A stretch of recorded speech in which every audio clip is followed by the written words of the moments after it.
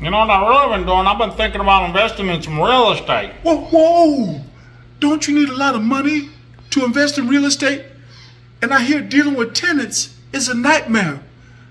Real estate is risky. I've been investing in real estate since 2008, and in this video, I'm going to reveal 5 of the biggest myths about real estate investing.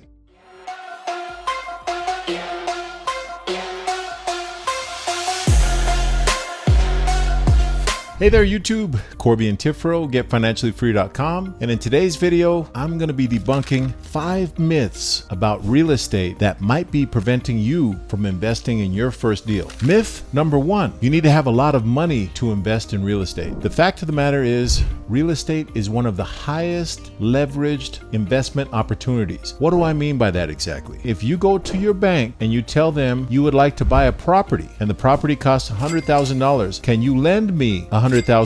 The bank will tell you, we can lend you $80,000 if you can come up with $20,000. And that's what I mean by leverage. The definition of leverage is putting something small or a small input and getting an infinitely bigger output. You try doing that with Bitcoin or with the stock. Let's say you wanted to invest in Bank of America. Try that. Go to your bank and ask your bank, I would like to get $100,000 of Bank of America stock. Will you loan me the money? And they will laugh you right out of the bank. That actually brings us to myth number 2, that you have to come up with 20% down payment. We are helping our students on a daily basis do deals with as little as 5% down, plus closing costs. And that is a fact. We do those deals all day, every day. So you definitely don't have to come up with 20% down. Myth number 3, you have to invest in your home state. Now, since 2008, when I first started investing, I never purchased a rental property in my home state. The reason I never did that was because of the fact if you live in a big state and the purchase price for a property is high, it is likely you're not going to get a good cash on cash return on your investment. So as an example, if you got a property and let's say you paid $200,000 for the property, but the property will only rent for $1,500 a month, you will find yourself underwater because the mortgage on that $200,000 property is likely going to be about $1,800 a month, and you are only getting $1,500 a month for rent. It means you're getting a negative cash flow. All of a sudden, the property has become a liability. And if you're one of my students, you know you don't want to acquire liabilities. You only want to acquire assets. Myth number 4, you have to have a good credit score to invest. Now, we just got on a Zoom call today with one of our favorite lenders, and he verified that the credit score, the lowest credit scores he deals with is 580. Now, folks, if you know anything about credit scores, 580 is by no means a good credit score. So if you have a low credit score, of course you want to work on that, but just know that you don't let it prevent you from doing your first investment. And the 5th